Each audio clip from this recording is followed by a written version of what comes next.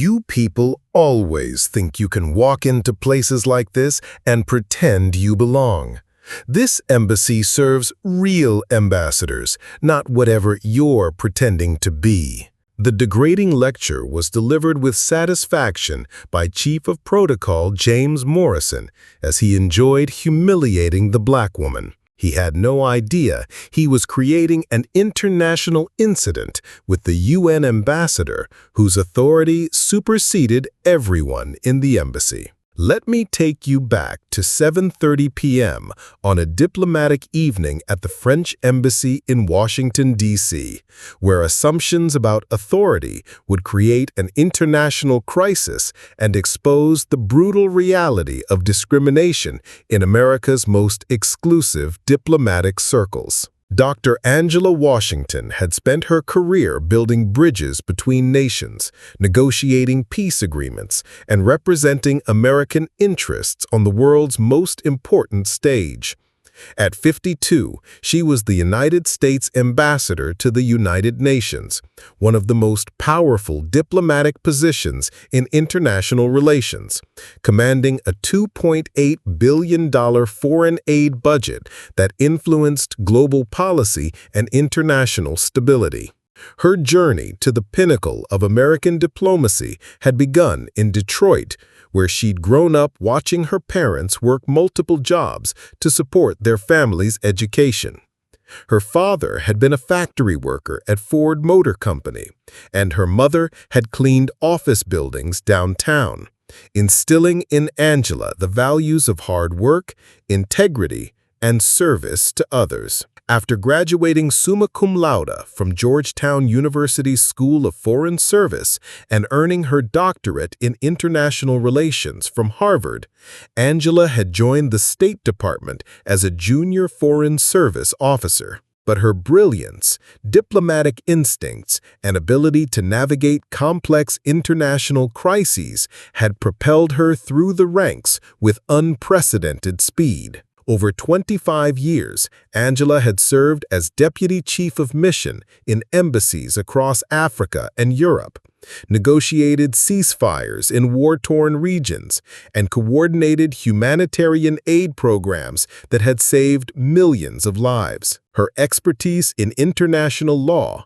her fluency in 6 languages, and her reputation for principled leadership had made her one of America's most respected diplomatic voices. As UN ambassador, Angela controlled America's foreign aid distribution, influenced Security Council decisions, and represented 330 million Americans in discussions that shaped global policy on everything from climate change to international security. Her authority extended to every aspect of American foreign relations, and her diplomatic immunity meant she outranked virtually everyone in Washington's international community. Tonight's reception at the French Embassy was routine diplomatic business, a gathering to discuss the new Franco-American climate initiative that Angela had helped negotiate. She had dressed professionally, but not formally. A navy blazer, gray slacks, and comfortable shoes, the kind of understated elegance that serious diplomats wore when substance mattered more than style. What Angela didn't expect was that embassy staff would judge her worthiness to attend diplomatic events based on her appearance rather than her credentials. The French Embassy in Washington, D.C. was a monument to diplomatic elegance and international prestige. Its Beaux-Arts architecture housing one of the world's most important bilateral relationships. The embassy's reception rooms had witnessed historic negotiations, treaty signings, and diplomatic breakthroughs that had shaped the course of international relations for over a century. Tonight's Climate Initiative reception brought together diplomats, government officials, and international development experts to discuss the $12 billion partnership that Angela had spent 6 months negotiating. The French government was committing $7 billion to renewable energy projects in developing nations, while the United States would contribute $5 billion through Angela's Foreign Aid Authority. The embassy's main reception hall featured crystal chandeliers, priceless artwork, and diplomatic protocol that reflected centuries of French diplomatic tradition. Guests included ambassadors from dozens of countries, senior State Department officials, and international organization leaders who shaped global policy on environmental and economic issues. Angela approached the embassy's main entrance with the quiet confidence of someone who belonged at the highest levels of international diplomacy. She carried her diplomatic passport and official invitation, though her position as UN ambassador typically meant that embassy staff recognized her on site and welcomed her with appropriate diplomatic courtesy. But as Angela walked toward the reception entrance, she was about to encounter embassy personnel who would judge her belonging based on prejudice rather than diplomatic rank. "Good evening," Angela said to the embassy security officer at the diplomatic entrance.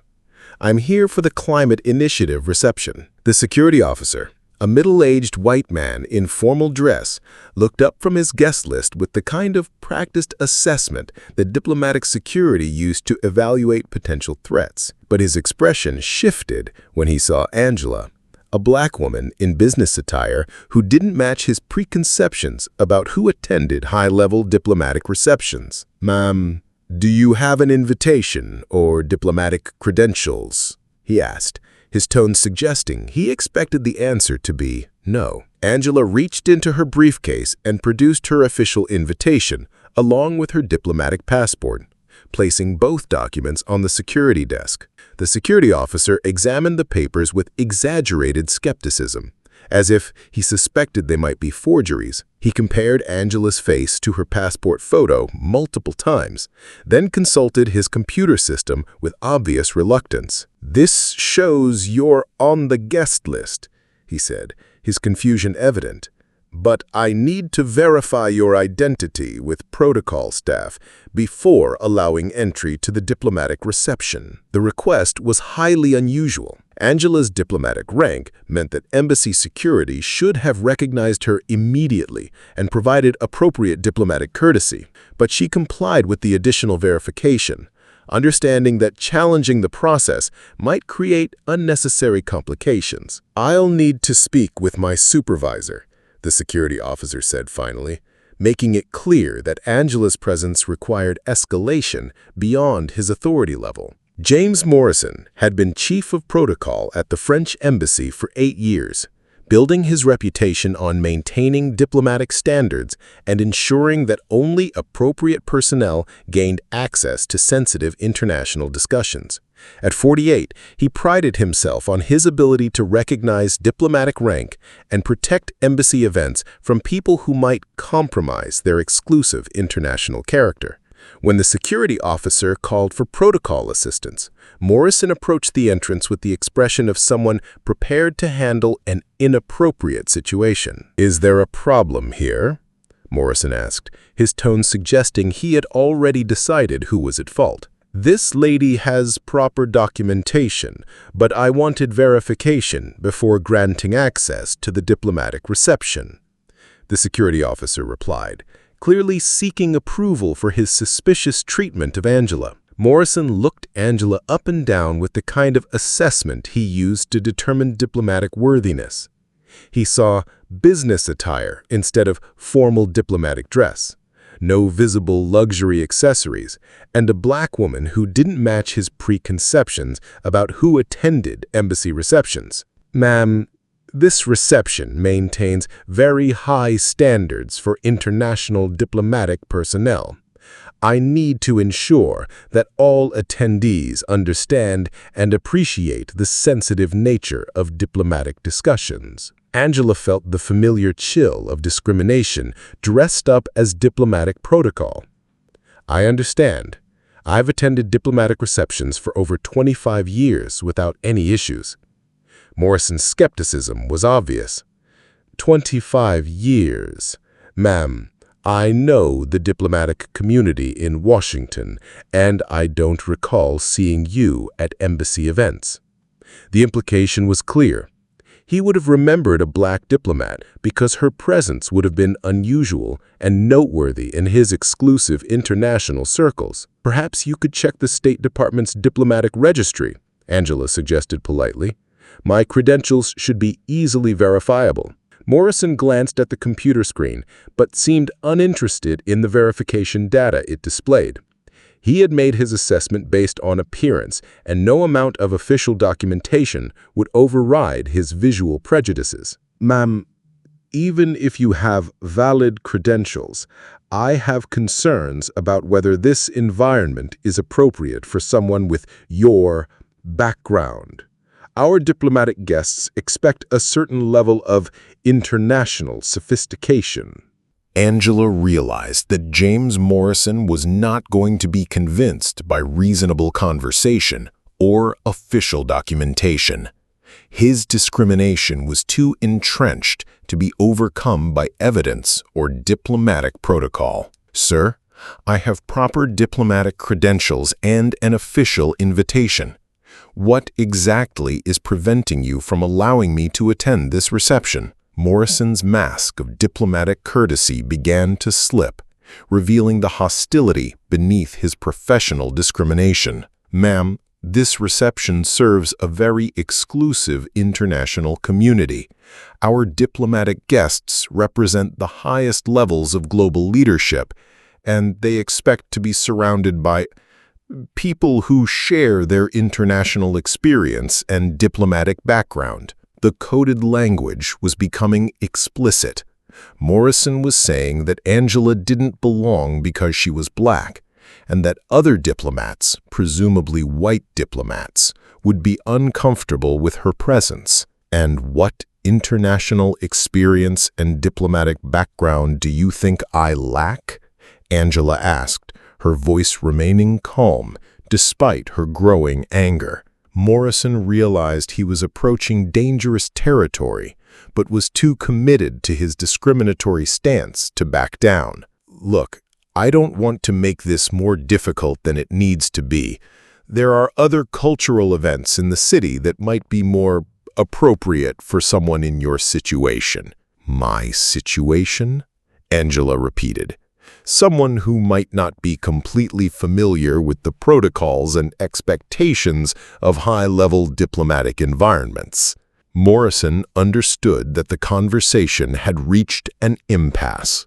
Morrison was determined to exclude her based on racial profiling, and nothing she said would change his mind. "Sir, I think there's been a serious misunderstanding about who I am and what my relationship is to international diplomacy." Morrison's expression hardened. He interpreted Angela's calm authority as defiance and decided to assert his power more directly. "You people always think you can walk into places like this and pretend you belong. This embassy serves real ambassadors, not whatever you're pretending to be." The words echoed through the French embassy's entrance foyer, with devastating diplomatic implications. Other guests waiting to enter the reception turned to watch the confrontation, their conversations stopping as they witnessed the spectacle of a black woman being publicly degraded by embassy protocol staff. Angela felt the weight of discrimination compounded by international humiliation. Every diplomat in the vicinity was watching her be treated like an unwelcome intruder in the diplomatic community where she held one of the highest-ranking positions in American foreign service. "Sir, I think you're making a serious diplomatic mistake." Morrison interpreted her composure as arrogance and decided to escalate the situation further. "Security," he called out loudly, making sure his voice carried throughout the embassy's entrance foyer. The announcement created a scene that drew attention from throughout the embassy's main floor. Diplomatic guests pulled out their phones to record what appeared to be a clear case of discrimination. Embassy staff from other departments paused their work to watch the confrontation unfold. Angela realized that the situation was spiraling into an international incident that could have serious consequences for Franco-American diplomatic relations. "Before security arrives," Angela said, reaching for her phone, "I'd like to make a diplomatic call." Morrison rolled his eyes with diplomatic exasperation. "You can make all the phone calls you want from outside the embassy. This is sovereign French territory, and you're trespassing on diplomatic property." Angela dialed a number that connected her directly to the State Department's Operations Center, putting the call on speaker so everyone could hear. "This is Ambassador Washington. I need you to connect me with the Secretary of State immediately. We have a code-red diplomatic incident at the French embassy." The State Department Operations Center, which monitored international crises and diplomatic emergencies 24 hours a day, responded with immediate urgency. "Ambassador Washington, this is Director Chen at Operations. Are you safe? Do you need diplomatic security assistance?" "I'm physically safe, but I'm being denied entry to a diplomatic reception at the French embassy and threatened with arrest by protocol staff." The silence on the phone was profound, followed by the sound of rapid keyboard typing as the Operations Center began documenting what could become a serious international incident. "They're doing what?" Director Chen asked, his voice tight with concern. "Chief of Protocol James Morrison has denied me access to the Climate Initiative reception, called for my removal by security, and stated that people like me don't belong at diplomatic events for real ambassadors." Morrison was beginning to look uncomfortable. The woman he was having removed was speaking with the kind of direct authority that suggested she had immediate access to the highest levels of American government. "Ambassador Washington, this is Director Chen at Operations. I'm immediately connecting the Secretary of State and alerting the French ambassador to the United States. This is a potential diplomatic crisis." Angela's phone buzzed with an incoming conference call. She answered it and kept it on speaker. "Angela, this is Secretary Martinez. Operations briefed me on the situation. Are you being physically prevented from attending an official diplomatic function?" "Yes, Madam Secretary. James Morrison, Chief of Protocol at the French Embassy, has denied me access and called for my arrest based on his assessment that people like me don't belong at diplomatic receptions for real ambassadors." The words hit the embassy entrance like a diplomatic bomb. Morrison's confident authority transformed instantly into confusion and growing horror as he began to understand the magnitude of his mistake. "Secretary Martinez, you are currently creating an international incident by discriminating against the United States Ambassador to the United Nations." "United States Ambassador to the United Nations," Morrison stammered, his voice barely above a whisper. "Dr. Angela Washington, representing the United States at the United Nations Security Council, controlling $2.8 billion in American foreign aid, and serving as one of America's highest-ranking diplomatic officials," Secretary Martinez replied with precise diplomatic clarity. Other embassy staff had gathered to watch the confrontation, and Angela could see recognition dawning on their faces.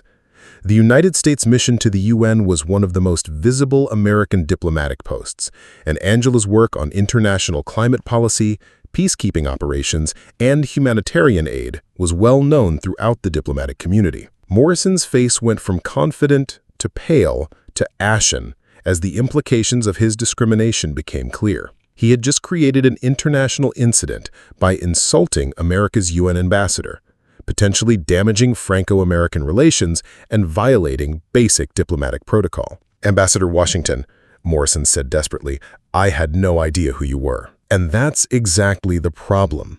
You didn't know who I was, so you assumed I didn't belong here. You made that assumption solely based on my appearance and your preconceptions about who deserves access to diplomatic events." Angela's phone crackled with another incoming call. "Angela, this is Ambassador Dubois from the French mission to the United Nations. I'm calling from New York after receiving an emergency alert about a discrimination incident at our Washington embassy. What's the current situation?" The call was now being heard by dozens of diplomats and embassy staff who had gathered to witness the unprecedented scene of international accountability unfolding in real time. Ambassador Dubois, your chief of protocol just denied me access to the Climate Initiative reception and called for my arrest based on his assessment that people like me don't belong at diplomatic events for real ambassadors. Mon Dieu, Dubois' voice came through the speaker with evident diplomatic panic. Angela, I am profoundly sorry. This is completely contrary to our diplomatic values and everything France stands for in international relations. Morrison looked like he might collapse. His 8-year career in embassy protocol had just ended in disgrace, terminated for creating an international incident through racial discrimination against one of America's most senior diplomats. Within 30 minutes, the French embassy had been transformed into the scene of a diplomatic crisis that threatened one of America's most important international relationships. The incident had already been reported to the Quai d'Orsay in Paris, the State Department in Washington, and the United Nations headquarters in New York. James Morrison was escorted from the embassy by French diplomatic security, carrying a small box of personal items and the devastating knowledge that his discrimination had created an international incident that would be studied in diplomatic academies for years to come. Ambassador Pierre Dubois himself arrived from the French ambassador's residence, moving with the urgency of someone whose diplomatic career was under threat. The Climate Initiative agreement that Angela had negotiated was worth $12 billion in Franco-American cooperation, and damaging this relationship could affect everything from trade agreements to security partnerships. Ambassador Washington, Dubois said, approaching with visible anxiety and diplomatic protocol, I cannot adequately express how sorry I am for what happened tonight. This is completely contrary to our embassy's values and France's commitment to diplomatic equality. Angela appreciated the apology, but she was more interested in understanding how the discrimination had occurred and what would be done to prevent similar incidents from affecting other diplomatic personnel. Ambassador Dubois, I want to understand how your chief of protocol felt comfortable creating an international incident through racial discrimination. This wasn't a momentary lapse in judgment. This was systematic bias that suggests deeper problems in embassy security and protocol training. The investigation revealed troubling patterns in embassy operations that extended far beyond the French mission. Diplomatic security incident reports showed that diplomats of color were questioned about their credentials at rates far exceeding white diplomatic personnel. Protocol staff had been trained to maintain appropriate diplomatic atmospheres through subjective assessments that enabled discriminatory practices. Most damning, internal communications revealed that embassy personnel across multiple missions had been encouraged to prioritize traditional diplomatic relationships over inclusive international representation, language that created cover for excluding diplomats who didn't fit European stereotypes of diplomatic authority. Angela realized that Morrison's behavior reflected broader problems in Washington's diplomatic community that extended beyond individual prejudices to systemic discrimination in international relations. She requested a comprehensive review led by the State Department's Office of Civil Rights and the United Nations Office of Internal Oversight Services.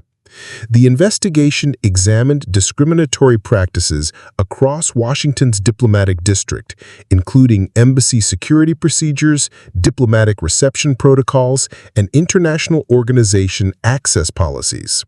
The findings revealed systematic patterns of bias that affected how diplomatic personnel were treated based on race, gender, and national origin. Data analysis showed that diplomats from African and Caribbean nations were more likely to face additional security screening, credential verification, and access restrictions even when their diplomatic rank equaled or exceeded that of European diplomats receiving more favorable treatment. Embassy reception protocols were applied differently based on subjective assessments of diplomatic appropriateness, with staff making assumptions about authority and expertise that correlated strongly with racial and cultural stereotypes rather than actual diplomatic credentials. Most troubling, the investigation found that diplomatic complaints about discriminatory treatment had been consistently categorized as misunderstandings rather than discrimination incidents requiring corrective action and diplomatic notification. The International Climate Initiative Agreement zeroed out as nations increased funding for environmental protection projects. Morrison was fired and faced political consequences. News of the French embassy incident broke the following morning when diplomatic correspondents reported on the discrimination against America's UN ambassador. The story gained immediate international attention, particularly when Angela's role in negotiating the climate initiative and her authority over $2.8 billion in foreign aid became known. U.S. UN ambassador denied embassy access in discrimination incident, read the headline in Foreign Policy magazine.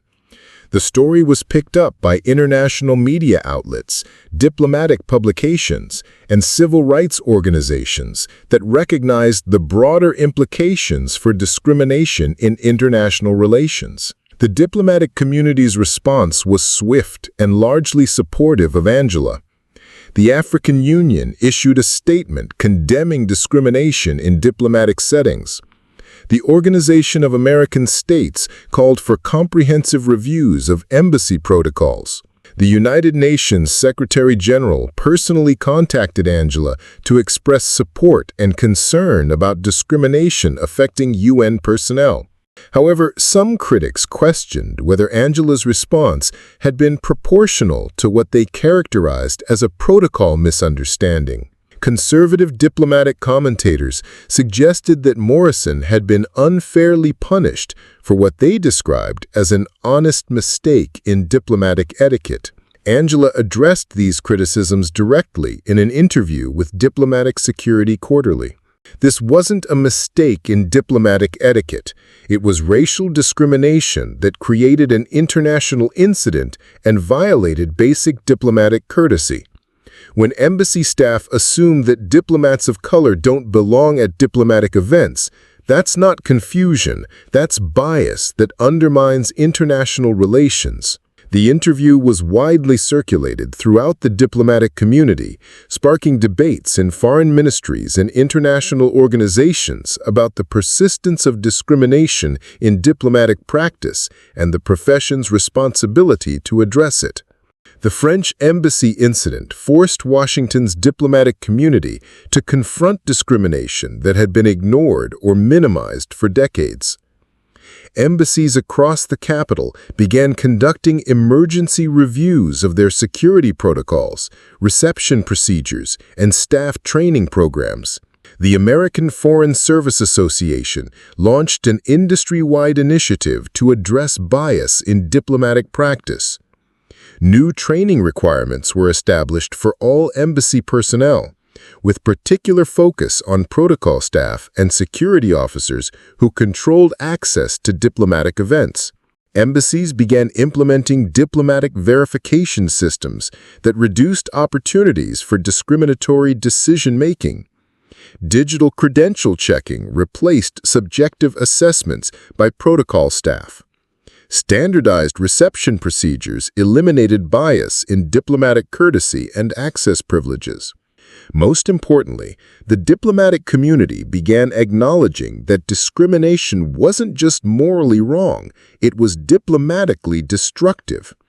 Embassies that failed to address bias faced international incidents, bilateral relationship damage, and reputational consequences that could affect their country's global standing. The Washington Protocol Standard became shorthand for diplomatic practices that combine traditional diplomatic courtesy with inclusive respect for all accredited diplomatic personnel, regardless of their background or appearance. For Angela Washington personally, the incident had been a painful reminder that diplomatic rank couldn't eliminate racism, but it could be a powerful tool for creating change when used strategically and persistently. She used the experience to expand her advocacy beyond traditional diplomatic issues to include equality in international relations. Angela began working with the UN Human Rights Council to address discrimination in diplomatic settings and international organizations. The climate initiative that had been jeopardized by the discrimination incident ultimately became stronger as France and the United States used the crisis to demonstrate their shared commitment to both environmental protection and diplomatic equality. The $12 billion partnership included specific provisions for inclusive international development and diplomatic diversity. The changes initiated by the French embassy incident created ripple effects throughout the global diplomatic community. Foreign ministries worldwide began examining their own diplomatic protocols, recognizing that discrimination was an international problem requiring systematic solutions. Diplomatic academies began incorporating bias training and cultural competency into their curricula, teaching future diplomats to recognize and address discrimination in international settings. Professional organizations for diplomatic personnel established new standards that included equality training as core competencies. The United Nations updated its diplomatic protocols to specifically address discrimination in international settings, recognizing that diplomatic immunity didn't eliminate the need for equal treatment protections among diplomatic colleagues. Most importantly, the incident sparked conversations in foreign ministries and international organizations worldwide about the responsibility that came with representing nations in an increasingly diverse global community. Angela's diplomatic team used the French embassy case to push for broader international reforms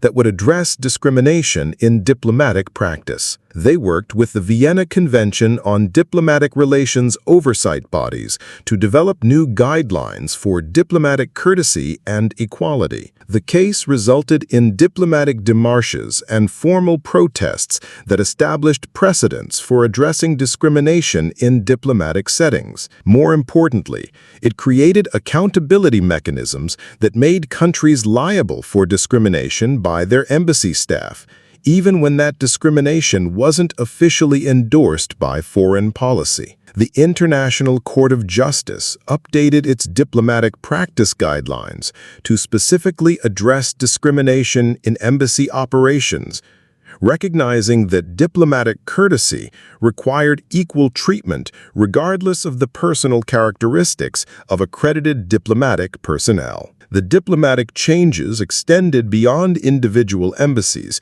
to include international organization policies, diplomatic security procedures, and bilateral relationship protocols that affected how countries interacted in multilateral settings. The French embassy incident had effects that extended far beyond Washington's diplomatic district to influence international relations practices worldwide. Angela used her position as UN ambassador to advocate for global changes in how diplomatic communities approached diversity and inclusion. The United States mission to the UN established partnerships with developing nation missions to ensure that diplomatic development contributed to equality rather than perpetuating traditional power hierarchies based on colonial relationships and racial assumptions. Angela also worked with other senior diplomats to create international standards that would prevent discrimination in diplomatic practice, multilateral negotiations, and international organization management worldwide. Most importantly, the incident demonstrated that diplomatic discrimination was a global problem requiring international cooperation and systematic solutions that extended across national boundaries and cultural differences. 5 years after that diplomatic evening at the French embassy, Washington's international community had been fundamentally transformed. Diplomatic practices that had once seemed normal were now recognized as discriminatory and diplomatically unacceptable. Embassy and international organization staff worldwide had been retrained to recognize and prevent bias in their interactions with diplomatic colleagues. Protocol systems had been updated to rely on credential verification rather than subjective assessment. Diplomatic courtesy policies had been standardized to eliminate opportunities for discriminatory enforcement. Angela Washington had used her experience to become a global leader in diplomatic equality advocacy, speaking at international conferences and working with foreign ministries to address discrimination in diplomatic practice worldwide. The UN mission had become a model for inclusive diplomatic operations, demonstrating that international excellence and diplomatic diversity were complementary rather than competing values. The mission's work was known for both diplomatic effectiveness and inclusive international representation. The diplomatic community had evolved to understand that discrimination wasn't just morally wrong, it was diplomatically counterproductive and internationally destructive. Countries that failed to create inclusive diplomatic environments found themselves at a disadvantage in building the multilateral relationships necessary for effective global governance. The words that had started it all, "You people always think you can walk into places like this and pretend you belong. This embassy serves real ambassadors, not whatever you're pretending to be," had become a powerful reminder of how assumptions about diplomatic authority could undermine the very international cooperation that embassies were meant to facilitate. But they had also become proof that moments of diplomatic discrimination could be transformed into catalysts for international change when people with diplomatic authority chose to use their influence for justice, rather than just personal access. Angela Washington could have resolved the immediate situation quietly, ensuring better treatment for herself while leaving the discriminatory system intact. Instead, she chose to use her position as UN ambassador to create changes that would benefit diplomatic personnel who didn't have her rank or influence. That choice between personal diplomatic resolution and systemic international transformation had rippled outward to create positive change throughout the global diplomatic community. Sometimes the most powerful response to discrimination was not just seeking individual diplomatic courtesy, but using that experience to build systems where everyone received the respect and dignity that international relations required. Because in the end, this story isn't just about discrimination in diplomatic settings. It's about the responsibility that comes with representing nations on the global stage.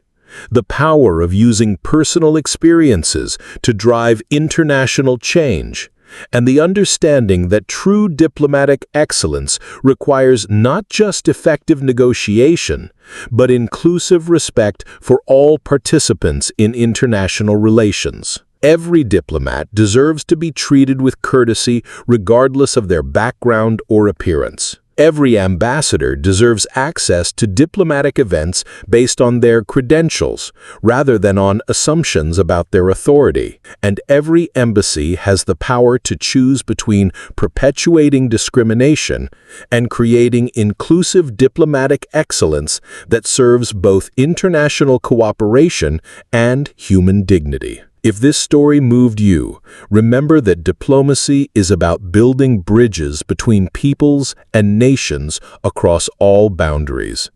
Share this story with someone who needs to hear it. And never forget that sometimes the most important diplomatic mission is the one that ensures equal treatment and universal respect in international relations. Because the choice between accepting discrimination and fighting for diplomatic equality is one that faces everyone involved in international relations.